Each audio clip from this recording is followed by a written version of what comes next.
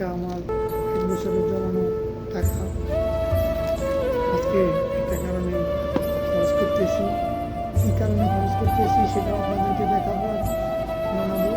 এখন এখানে আমি কত টাকা জমাইছি 1 বছরে সেটা এখন গুনবো, আপনারা দেখবেন।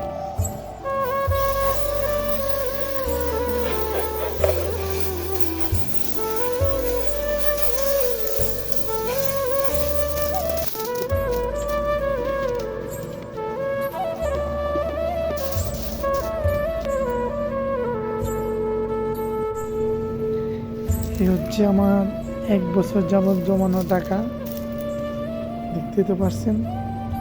এই 1 বছর ধরে আমি এত টাকা জমাইছি, 1 টাকা 2 টাকা করে, সাথে কয়েকটা নোটও আছে, 10 টাকার, 5 টাকার, 1 টাকার।